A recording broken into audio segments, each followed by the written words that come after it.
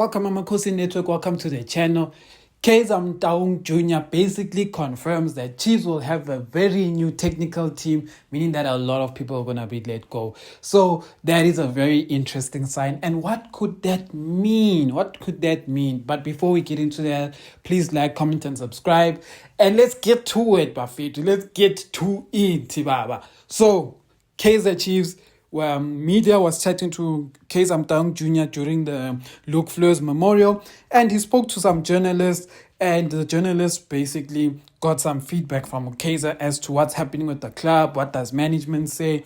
And Kaizer Motaung said a lot of things that I feel like the thing that I don't enjoy sometimes about Kaizer Motaung Jr is that he doesn't say enough to us fans. So I think that is the one thing. When you listen to his interviews, he's basically telling us everything, but at the same time telling us nothing. I just wanted to grab like a snippet of just what Kaizer was telling the journalists, and this is basically what Kaizer said.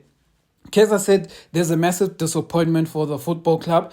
Our job is to win matches and put smiles on people's faces, and to achieve success is so nobody I don't know, but anyway, he's just saying to achieve success.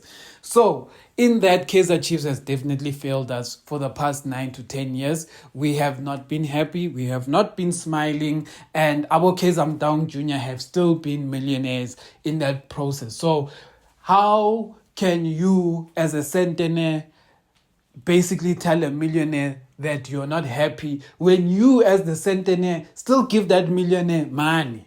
Because we still go to stadiums, because we still buy t-shirts, because we still buy mazimbas, we still do all of these things, and we make the Motaungs millionaires.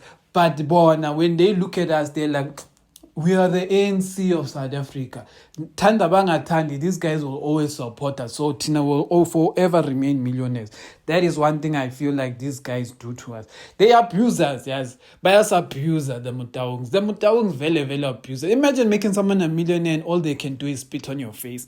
But anyway, he continued to say, we are working tirelessly behind the scenes to make sure we elevate the football club to like you spoke, brand status. So we are very much aware of what's happening in this moment in time and what we need to do. I think we are honoring this moment through the respect to deserve what the club where it belongs, and we know which direction to go. And then he says, we communicate from the onset that Kevin would be there on an interim basis, and they will be very much a different technical structure next season.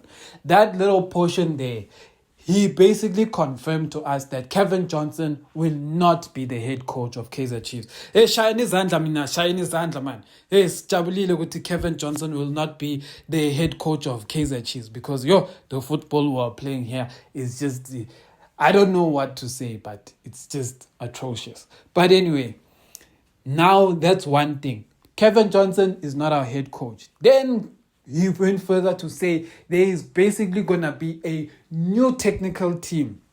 For those who don't know, a new technical team means a new analysis, new assistant coach, a new fitness trainer. That is what it could mean. It could mean good to all these people who have been doing nonsense on the technical team will go. Abomuzi, who are training our players to be scantsonsos instead of to be football players, gone. Dylan Shepherd, who is teaching players how to speak better English, gone. I don't know, data, the analysis people who are analyzing how to waste fans' time, gone. And then Kevin Johnson, I wanted to say something bad about Kevin Johnson, but at the same time, I respect what he's done for SA football. So as much as he's been a bad coach for Kaizer Chiefs, but I still respect what he has done for South African football. So I shall not say anything bad for Kevin, but I will say this, that he just does not deserve to be a Kaizer Chiefs coach. And we need to realize that. As to what this could possibly mean, if you are going to release basically the whole technical team, it means that you're opening a space for someone to bring their technical team into the squad. But Chiefs needs to be very smart in how they structure these deals. For example, Chiefs needs to give the next coach mandates, and if they don't meet those mandates, it must be a thing that in the contract, if we're releasing you with your technical team, and it's not a thing where we're going to now have to pay out your year's contract. If we feel you guys have not done the job, you have not reached the mandate that we asked for, then you have not reached your goal in terms of what performance we expect from you, then you guys can go, and it's not an extra cost to us as Kaizer Chiefs. Those are the kinds of deals Chiefs needs to make, because right now what is happening is that Chiefs can see, for example, that Chiefs could see that, for example, Molefe Ntseki was bad, could see that Dylan Shepherd wasn't good, could see that Muzi wasn't good, could see that Arthur Zwane, for example, also wasn't good. They could see all of this. But what was the problem? They couldn't release these guys because it was going to be too much money for them to pay out all of these guys, the rest of these guys' contracts. So what Chiefs did is that they kept them in other roles. For example, Molefe Ntseki, instead of removing him from head of development, they just made him a head coach.